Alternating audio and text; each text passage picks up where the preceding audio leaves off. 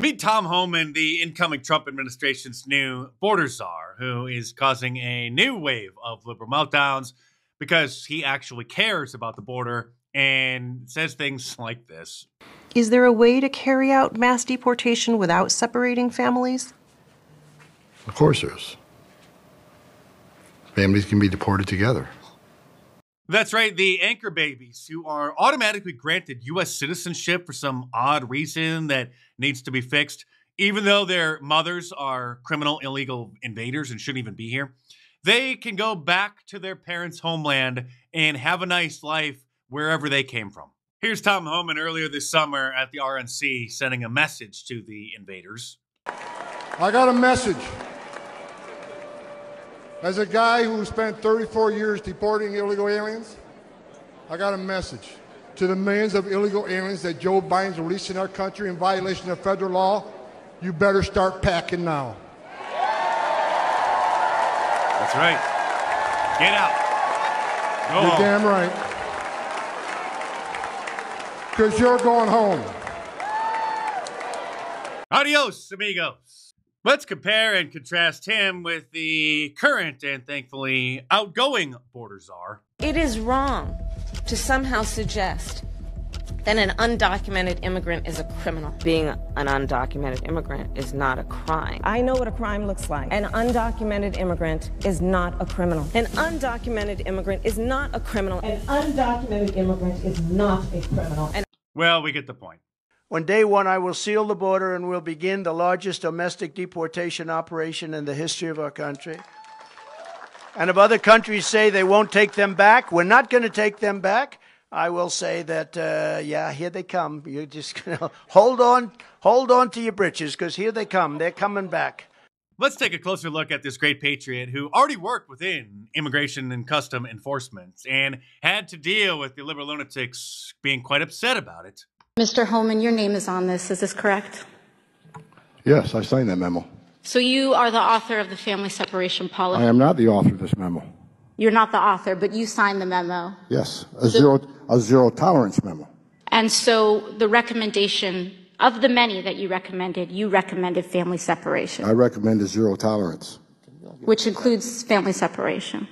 The same as is with every U.S. citizen parent gets arrested when they're with a child. Zero tolerance was interpreted as the policy that separated children from their If I get arrested for DUI and I have a young child in the car, I'm going to be separated. When I was a police officer in New York and I arrested a father for domestic violence, I separated that father from his family. Mr. Homan, with all due respect, legal asylees are not charged with any crime. When you're into the country illegally, it's violation 8 United States Code 1325. Seeking asylum is legal. If you want to seek asylum and go through the port of entry, do it the legal way. The Attorney General of the United States has made that clear. Okay. Okay.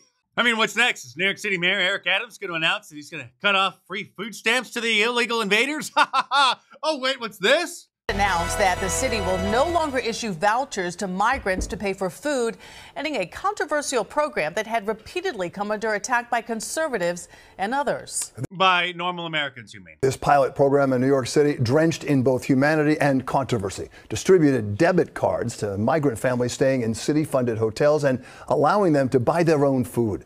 Eyewitness News reporter Josh Einiger following the breaking news for us. Josh? Well, Bill, it's a program that, as you say, generated plenty of controversy, but now its absence may raise even more questions. You know, this is a job for the celebrities. They got more money than they know what to do with, so maybe they should start feeding and housing the illegal aliens. And the great Stephen Miller was just named Donald Trump's Deputy Chief of Staff. That means that he is one step below the Chief of Staff. So he, too, has the president's ear. You will send Donald Trump back to the Oval Office to liberate the United States of America. Yes, we did. The occupation of our cities by migrant gangs will be over, and Americans will be in charge of their own country once again. Aside from the twits on TikTok, the most hurt are the old bags on The View.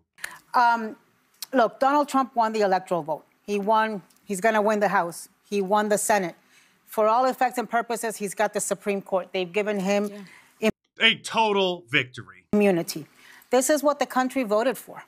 This is, a lot of people thought that when he talked about mass deportations, he wasn't being serious. I don't know how many times he had to say it for people to realize he was being serious. That's why we voted for him. Yeah, Terry, what's really notable is that some of President-elect Trump's first picks for key positions in his next administration are immigration hardliners. And that gives you an indication of just how seriously Trump is taking his campaign vow to proceed with mass deportations.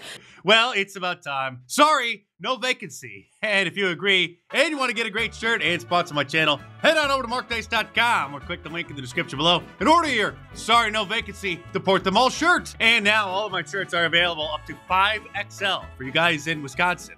And Trump Claus is back. The Libertarians mug is back. So head on over to markdice.com or click the link in the description below. Get your Christmas shopping done early this year and check them out.